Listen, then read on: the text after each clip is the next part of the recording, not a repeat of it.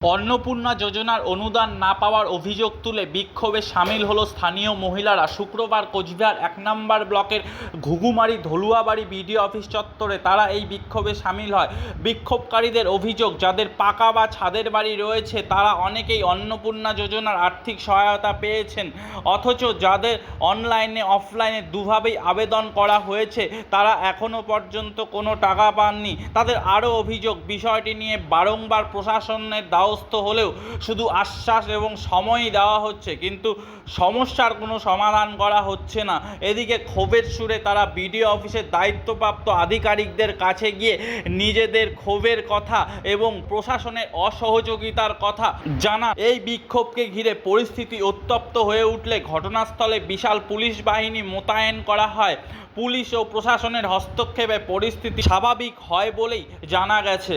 এদিকে বিডিও অফিসের দায়িত্বপ্রাপ্ত আধিকারিককে বিষয়টি জানানো হলে তিনি অতি দ্রুত এই সমস্যা খতিয়ে দেখে সমস্যার সমাধান করবেন বলেও আশ্বাস দেন। আমার অন্নপূর্ণা ঢুকতেছে না, তাই এখানে কী করতে লাগবে এটাও বলতেছে না। আমি বলতেছে আন্ডারগ্রাউন্ড এটাই বলতেছে। এখানে আসলাম তো বলতেছে যে তুমি আবার করো, 2 সপ্তাহ দেখো। এটা কিন্তু যুক্তিসঙ্গত কথা হলো। অনলাইনে কতগুলো করলাম, অফলাইনে কতগুলো করলাম, এখন বিডিও অফিসে বারবার আসতেছি তাও আর দিতেছে না, আবার উল্টে আমাকে আবার থেকে বার করতেছে। কী করবো এখন? এখন আপনারা কি চাইছেন? কি চাইছি যে একজনের যে যে যে পাওয়ার যোগ্যতা না, ও পাইছে, ও একবার কেন 2বার পাইলো, আর আমার পাওয়ার যোগ্যতা হওয়ার পরেও আমি একবারও পাইলাম না। এখন বলতেছে যে আন্ডারগ্রাউন্ড। এটা কোন ধরনের কথা? কোথা থেকে যাচ্ছেন? কাপড়ে